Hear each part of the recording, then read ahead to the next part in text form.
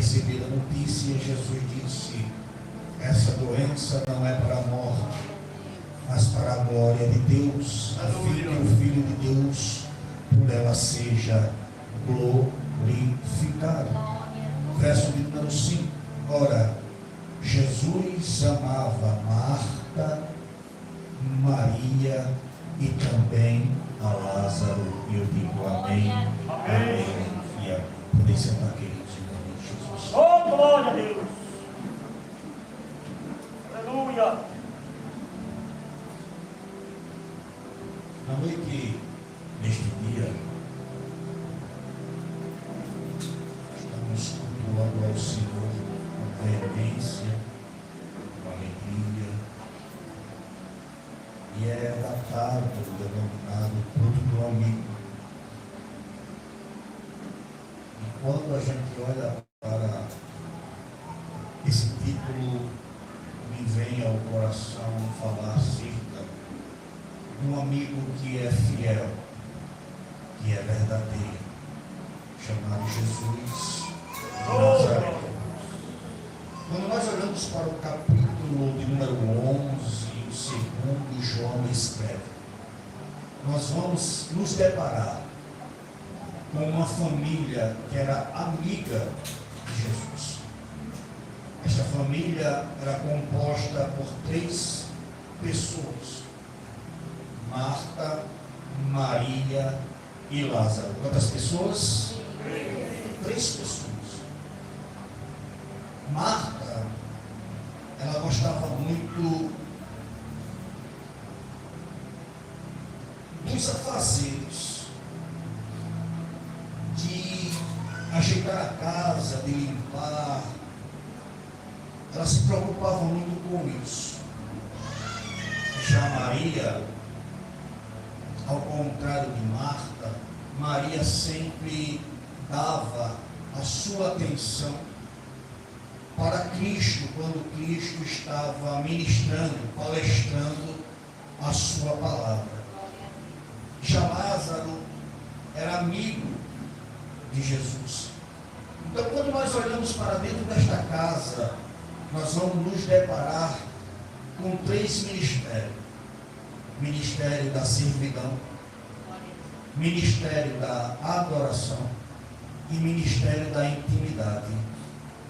Marta servia, Maria adorava, Lázaro era amigo.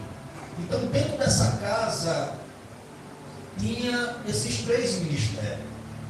Só que o texto vai dizer que Lázaro adoece.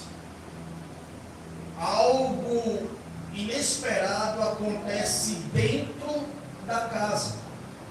E quando se acontece algo inesperado dentro da casa, nos pega de surpresa. A gente fica sem saber o que fazer. Por quê? Porque nunca esperamos passar conosco o que passa com os outros. A gente acha que nunca vai acontecer dentro da nossa casa. Isso é normal. O texto vai dizer que Lázaro está doente. Então, estas mulheres mandaram chamar Jesus. Elas poderiam ter feito como a família da mulher do fluxo de sangue, ter chamado os melhores curandeiros, os melhores médicos da época para tentar a cura, mas não. Elas fazem o oposto, elas mandam chamar Jesus para dentro da casa. Aleluia! Tem algo que me chama bastante atenção, é que o que acontece dentro da casa é para se resolver dentro da casa. Estas mulheres não quiseram expor para fora o que estava acontecendo dentro. Ela poderia ter chamado qualquer pessoa, mas a intuição delas foi mandar chamar. Aleluia! Então elas não quiseram expor para outros o que estava acontecendo dentro da casa. Então elas usaram o ato de fidelidade. Bendito seja o nome do Senhor para com Jesus.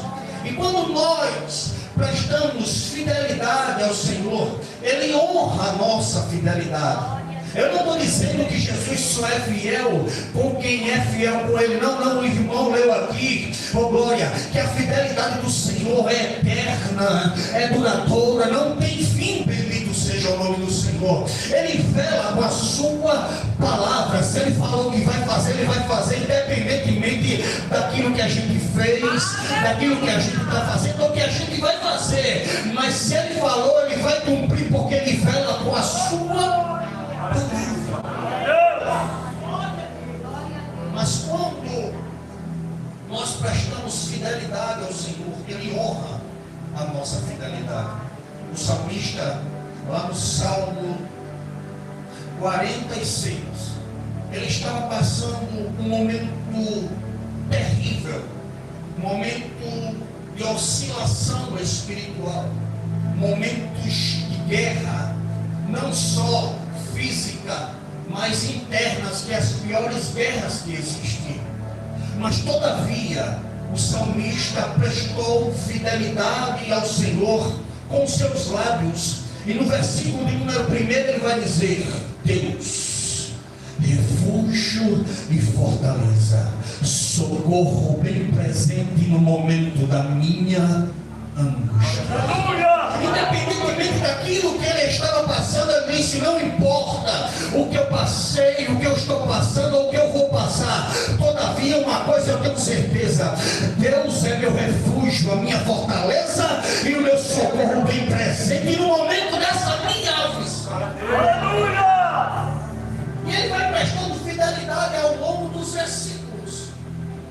Só que quando chega no versículo de número 9, Deus vai honrar a fidelidade do salmista, dizendo: eu faço cessar as guerras até o confim da terra, quebro o arco, corta a lança e põe os carros no fogo. Aí no verso 10, Deus fecha dizendo: aquietai-vos e sabeis que eu sou.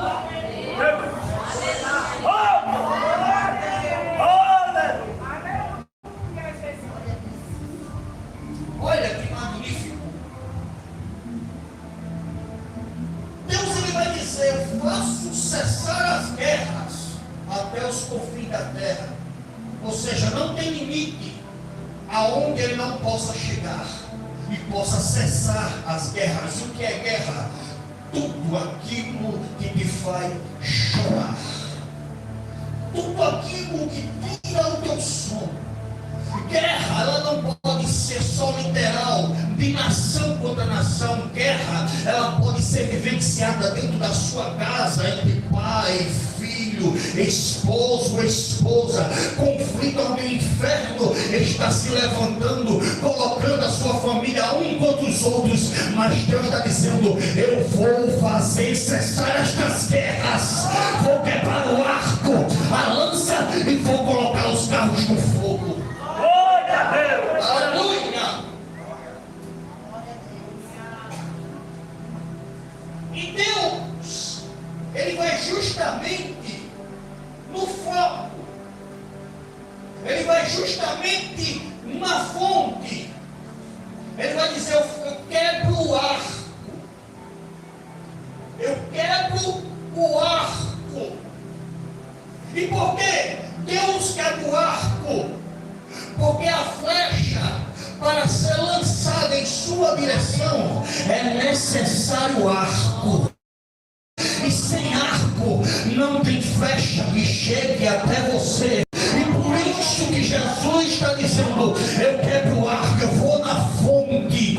Bendito seja o nome do Senhor. Isaías vai dizer: nenhuma ferramenta preparada contra ti prosperará.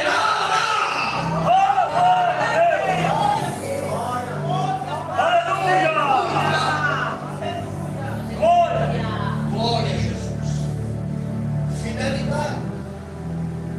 Então nós tiveram um ato de fidelidade, de mandar chamar Jesus para dentro da casa, porque algo inesperado estava acontecendo dentro da casa. Só que elas não queriam expor para fora o que estava acontecendo, porque elas tiveram a ciência de que se pode se resolver dentro da casa, se resolve dentro da casa. E tem situação que não adianta chamar A, não adianta chamar B, não adianta correr para pastor. Tem situação que é só você e Deus, e só Deus pode resolver. Aleluia! O mensageiro sai com a responsabilidade de buscar Jesus para dentro da casa. Talvez esse mensageiro saiu como uma folha levada ao vento sem direção. Porque a Bíblia vai dizer que Jesus não tinha casa, Jesus não tinha local fixo, nem travesseiro para inclinar a sua cabeça. Jesus vivia entre indas e vindas, ministrando a sua palavra, evangelizando a sua palavra para os corações que estavam aptos a receber a boa semente. Talvez este mensageiro saia como uma folha levada ao vento, sem direção, aonde saber, local fixo de encontrar Jesus. Mas a palavra do Senhor diz que a ovelha conhece a voz do seu pastor. Oh, glória, aleluia. A Bíblia vai dizer que este homem encontra Jesus. E ao encontrar Jesus, ele notifica Jesus do ocorrido que estava acontecendo dentro da casa, dizendo que Lázaro, o seu amigo que ele amava, estava doente, moribundo. Jesus olhou no versículo número 4 para o mensageiro e disse: olha, diga que esta enfermidade não é para a morte, mas será para a glória de Deus, para que o Filho de Deus por ela seja glorificado. Glória a Deus, aleluia! Esse mensageiro, ele toma essas palavras como palavras de promessa e as guarda em seu coração. Ele toma essas palavras, porque não são apenas meras palavras, são palavras de promessa, que aquece o coração perturbado daquele mensageiro. Aquele mensageiro, ao guardar essas palavras, ele retorna à casa. Só que, ao retornar à casa, alegre em ouvir o próprio Jesus dizendo que não seria para a morte, mas seria para a glória de Deus, quando ele chega na casa, o que os seus olhos estão proporcionando é o oposto das palavras de promessa. As palavras foi: não seria para a morte, mas para a glória de Deus. Mas quando ele chega na casa, o que os seus olhos estão mostrando é Lázaro morto. E quando nossos olhos nos proporciona ver o oposto da palavra de promessa, a nossa fé tende-se a desfalecer. Porque somos humanos errantes, sim. E o que os nossos olhos nos mostram é o oposto da palavra de promessa. Logo começa a surgir a interrogação, a dúvida, e a gente quer logo chutar o pau da barraca. Por quê? Porque as palavras de promessa não estão surgindo, não estão sendo aplicadas no momento que a gente acha que tem que ser aplicada.